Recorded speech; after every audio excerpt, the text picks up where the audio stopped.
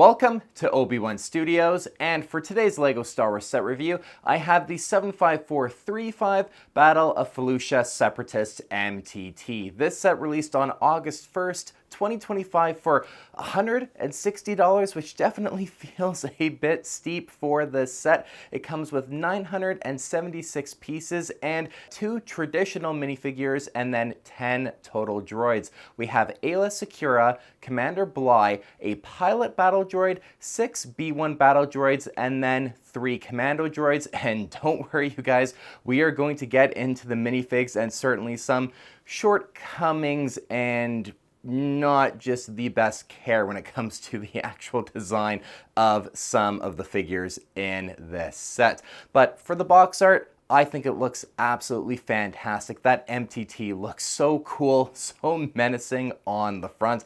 I just personally am a massive fan of the box art design for this set, and it just makes me even more excited to finally get a Separatist version of the MTT. When you turn to the back of the box, you see a different angle of the build and some of the additional interior, and then the rest of the set's play features are also highlighted. Of course, we have all of the minifigs doing various things on the back of the box with Felucia as the scenery. It just all looks really good to me. But now, let's not wait any longer and let's get this MTT all unsealed.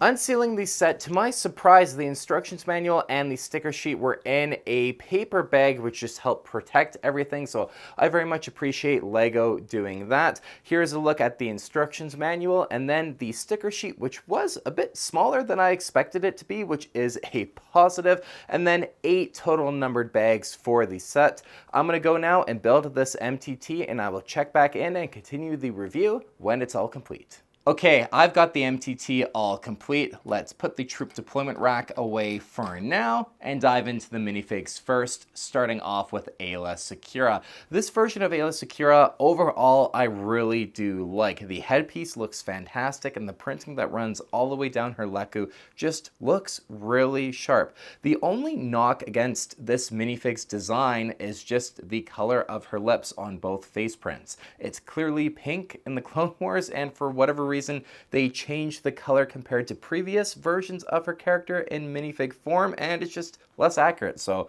I don't get the move. You had it right in the past. Why then make it wrong now? It's just one of those things that the LEGO Star Wars minifig designers tend to do. They have details right, and then they just change them for the worse for no real reason, it seems like. The rest of the printing for Aayla looks really good on the body, running through the legs as well. And then we have a nice looking back print too. So this Aayla Secura, I personally am a pretty big fan of. It just could have very much easily been just a little bit better. Up next is Commander Bly, and where do I begin? This is just such a disappointing minifig and a prime example of the LEGO Star Wars minifig designers being just really incapable of making the correct call when they're looking at the source material and then designing a minifig, because there is so much wrong with this color scheme that they could have easily have gotten right. They didn't need to add any more detail, really print anything extra. It's just what they did do, they chose so much wrong.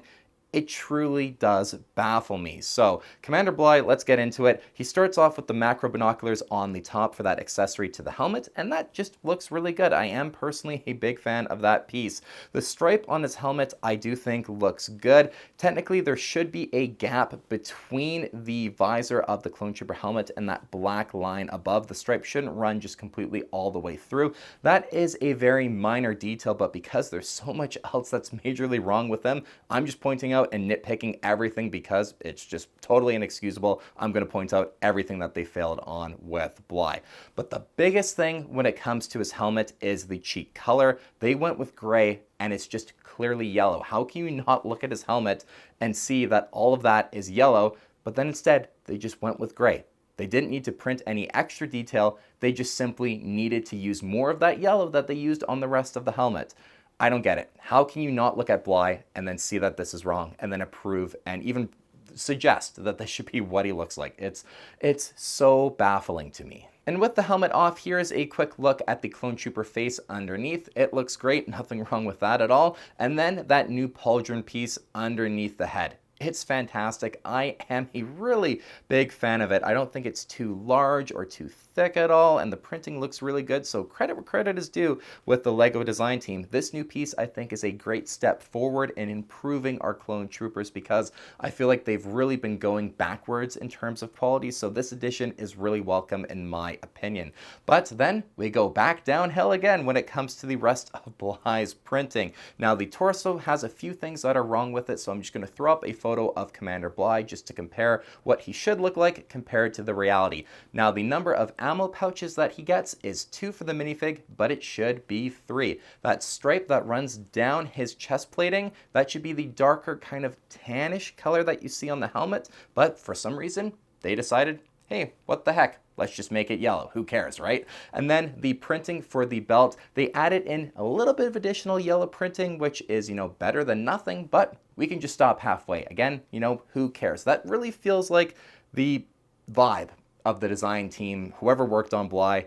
I just don't get it. How can you not look at that character and then not... It's just, yeah, I could go on and on about just how ridiculous I personally think this is. It's bad. It's just not great. The yellow arms, I know in the community there was some debate on that. I do like the yellow arms. I don't think there's necessarily anything wrong with that. There is some yellow detailing on Bly. White might have been more correct or could have been more correct. Arm printing really just should have been what Commander Bly has got. The named clone commanders like Captain Rex, Commander Fox, Commander Cody, I feel like they deserve arm printing. So arm printing just would have, been a step, again, in that right direction, especially for the rather high ask for this set, and then have been able to actually provide some great detailing for Bly. But the yellow arms, I personally think is passable. I don't see too huge of an issue with that. But overall, this Commander Bly, it's like someone took 10 seconds to look at Bly and then the source material went away and they just had to go by that brief memory and design him. It's just not good enough. Not good enough at all. I will say though that at least the leg printing we get for Bly looks nice and accurate, but a cloth Kama would just have been better. LEGO simply cannot know that the community really wants this. There is no way they don't know that this is what the community wants, but they just keep refusing to give it to us. We have this beautiful pauldron piece now.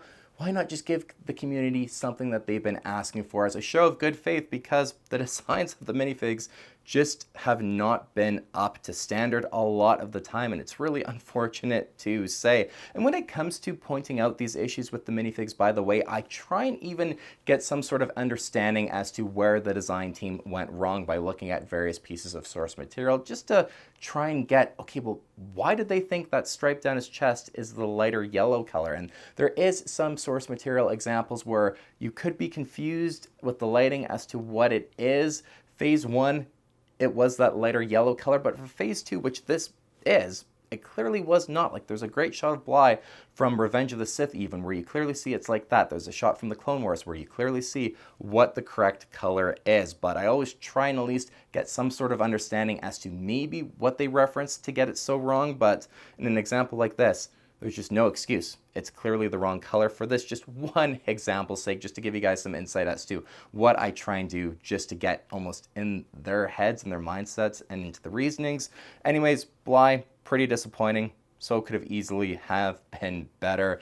The pilot battle droid looks fantastic. The printing on the front of that blue torso piece is really great. I really do love this new battle droid pilot. Looks fantastic. And then we go a little downhill again with the commando droids. Now, the head mold for the battle droids, these commando battle droids, look fantastic. I'm personally just a big fan of it. The printing on the headpiece as well and on the torso, the details there, it looks really great. But this gunmetal gray color, I just don't understand again. The reference material shows it all being brown, and I tried to, again, make some sort of sense. Well, where did they maybe think it was a darker gray color? And I couldn't really find anything that would overwhelmingly suggest or even make some sort of sense as to why the color isn't brown. And it's what they did in the past again. They had the correct color, one that everyone thought looked great and represented a commando droid, and then they just changed it. It's things like this that just baffle me, and as to the decisions the team makes as to, we've had it right in the past. This is what it clearly looks like. But no, let's change it to gray. Like, I just do not understand it. And you guys can probably tell I'm pretty frustrated as I'm talking, because when LEGO makes a once, but they might never make a Separatist MTT again. You gotta get the minifigs right, and mistakes like this are just inexcusable, especially when you're charging $160 for a set like this. If you're charging that upper, limit as to what anyone really, in my opinion, should pay for a set like this, you gotta bring the care, you gotta bring the attention to detail, the care for the source material and the product that you're delivering, and increase the quality everywhere you can.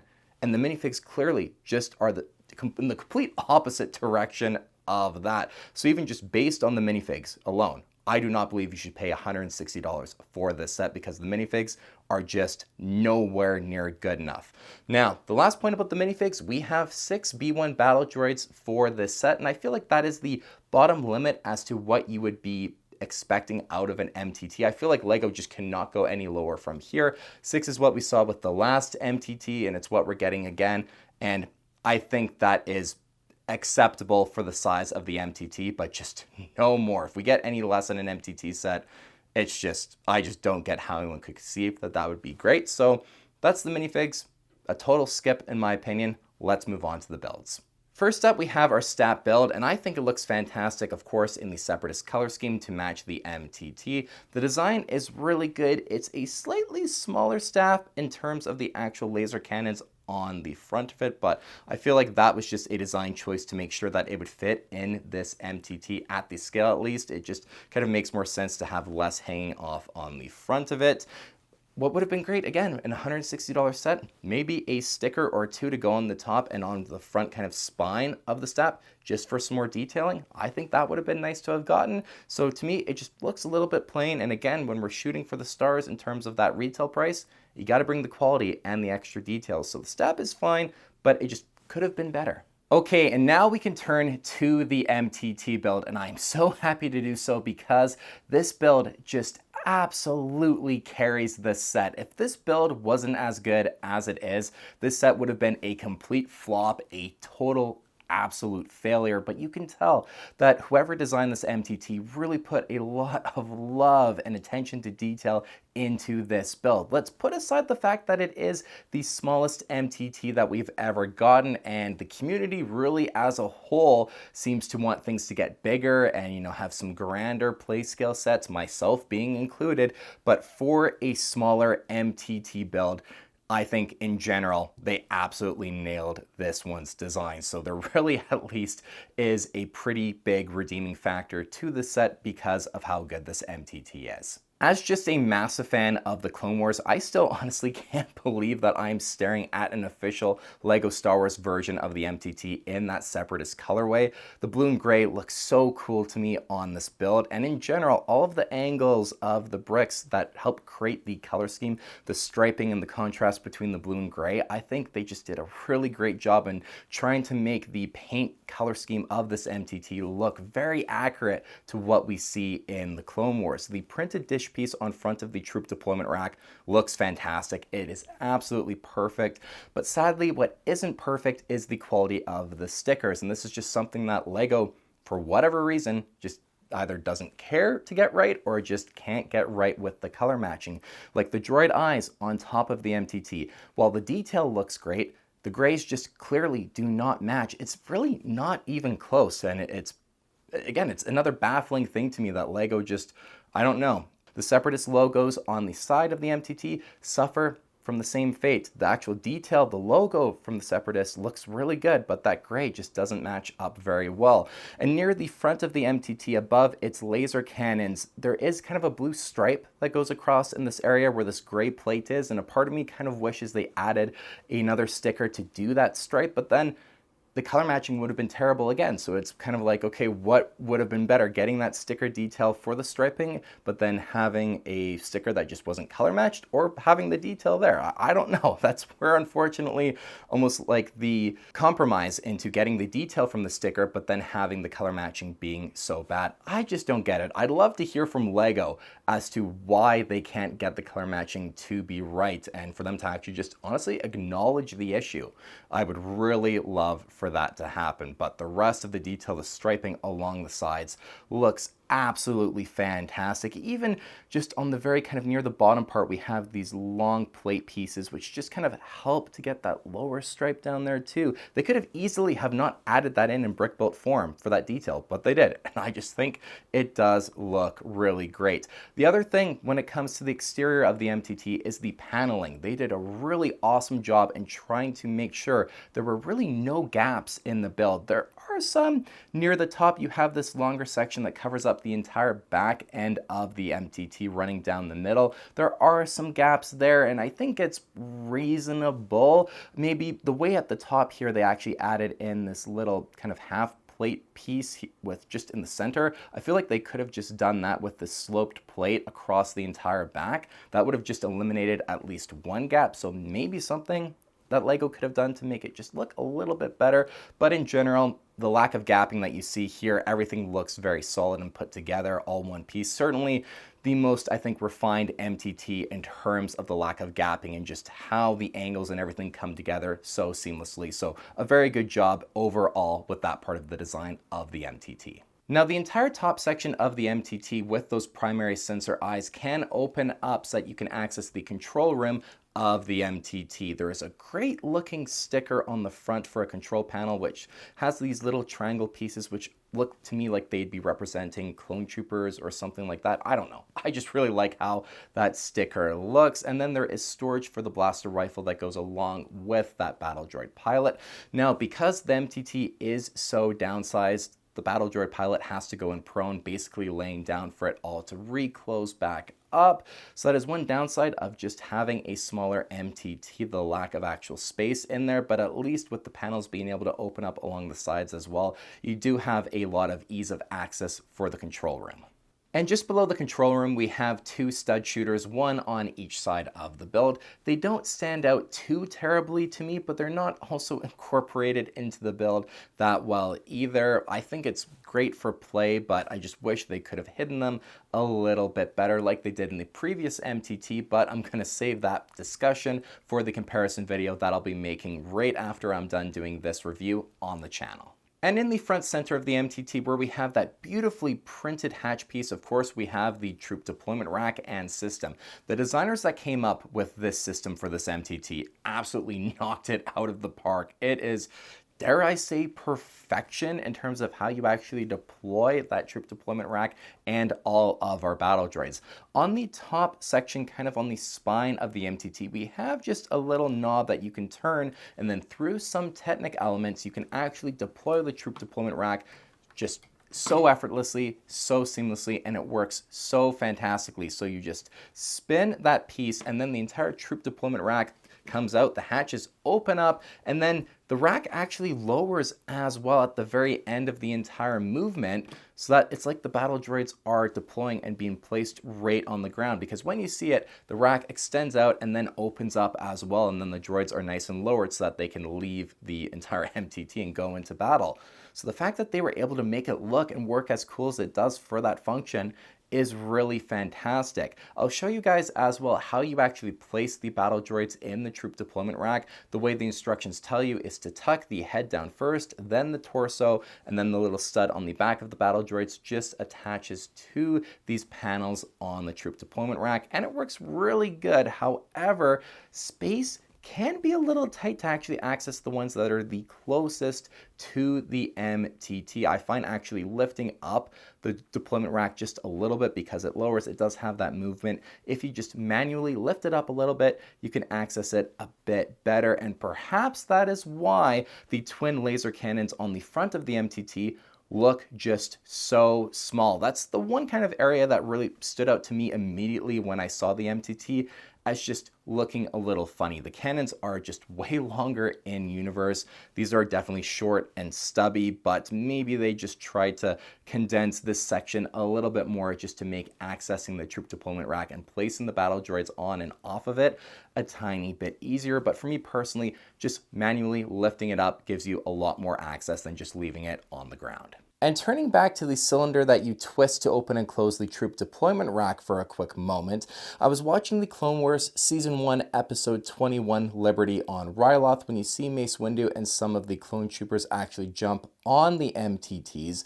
And there is a little cylinder piece, some detail that goes in this section on the MTT. It's flush with the vehicle, but the kind of shaping and everything of this little cylinder does match up to what you actually see in the show. So although it's raised up so that you can actually twist it around, that detail isn't as inaccurate as I kind of had thought with the build, and it's just something cool I thought to mention, that you kind of can see the resemblance between the build and then the show. So I almost feel like they tried to make this system incorporated in a little bit more that made more sense, not just ugly and on the side sticking out unnecessarily, but also just something that did somewhat represent an accurate detail on an MTT. So like I said, just something that I thought, hey, I'm going to point it out to you guys. And I'm very happy to say that when you retract the troop deployment rack, the system is even better. When you turn the knob the other direction on top of the MTT, as the troop deployment rack is tucked back into the build, the hatches will close for you. You don't have to manually close them like MTTs of the past, and it is such a satisfying system. The design for this is an absolute 11 out of 10. I just am honestly very impressed that they were able to make it work and function as good, especially in the smallest MTT that we have ever gotten. Now, okay, definitely a bit of a downside kind of knock against the MTT is it just would have been a lot cooler if you could have had, like, you know, 6 battle droids aside or something, just a larger number than 3, because the MTT is supposed to be the ultimate way of deploying battle droids, really, at least on the ground. So 6 in total is, like I kind of mentioned earlier in the review, I think the absolute bottom for an MTT. Any less than that, I think just don't even bother. But 6, I think, is fine. It's okay. It's just not as cool if there would have been a 10. You guys get what I'm trying to say here. But the entire system, at least, is perfection. They just did such an amazing job with it. The build, even just for that part alone, I think is just amazing. Turning to the sides of the build, the front panel section can lift out and away so you can look into the troop deployment rack system and see how it works, but it's not meant to provide any extra interior detail. But we do have more interior near the back of the MTT. The back side panels can tilt up as well for ease of access, and then the top rear back section and then the kind of angled slope section at the very back do both lift up and away from the build as well. It's all just one large piece, and then you can see the rest of the MTT's interior. The weapons need to be placed, unfortunately, just right on kind of the structure, the skeleton of the build. You don't have a little rack system or anything that looks cool. It's just as bare and as minimal as it gets for the additional weapon storage for the commando droids and the B1 battle droids in the troop deployment rack.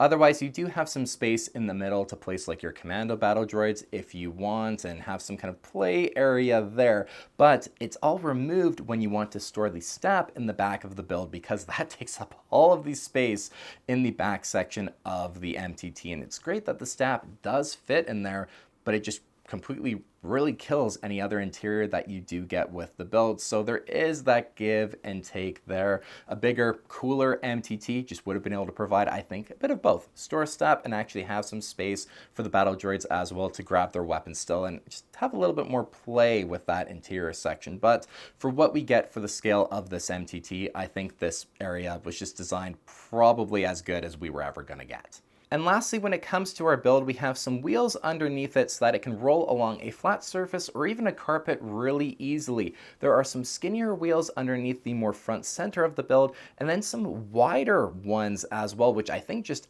add some more support and also just allow it to roll a little bit easier on a surface like a carpet that isn't totally flat. So that all works really well. The MTT just can move along quite effortlessly, and they're tucked in enough where it does look like it's floating on repulsors like in Universe. So that was all done, I think, really well. So then that leads us to the price for the set, $160. I think it's pretty obvious that that is just way too much money for this set. The minifigs are nowhere near the level that they should have been. If someone had actually looked at Commander Bly from a few different shots from Revenge of the Sith and the Clone Wars and then designed him really truly based on that, made the commando droids brown, not the inaccurate gray, which none of the source material, even in Battlefront 2, like the video game, they're not gray, they're brown. That's just, I think, a cop-out and a bit of excuse making for LEGO failing to get it right, saying that the gray is accurate to that video game, at least. If LEGO had done all that, the set still would have been overpriced, but at least you could kind of justify it a little bit more in saying, well,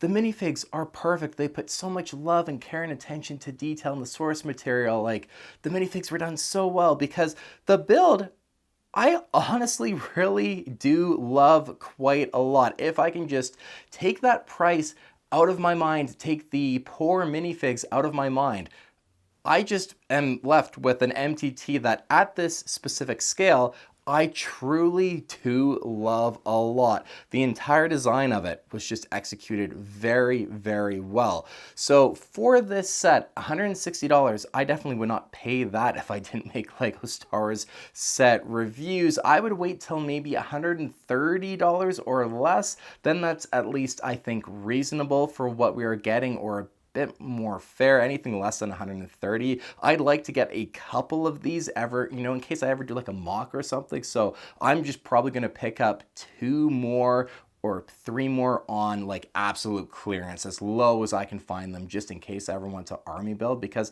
LEGO might never make a Separatist Clone Wars MTT again. And I definitely think having more of them for a mock eventually, if I ever do one on the channel, could be really cool. So for the Obi-Wan Studios set rating for the Clone Wars MTT, the Battle Felucia MTT, I scored all of the different aspects to try and make it as fair as humanly possible for the review, for my style of review. I scored the minifigs, I scored the build, I scored the value of the set and my own opinion and how I just genuinely feel on the set.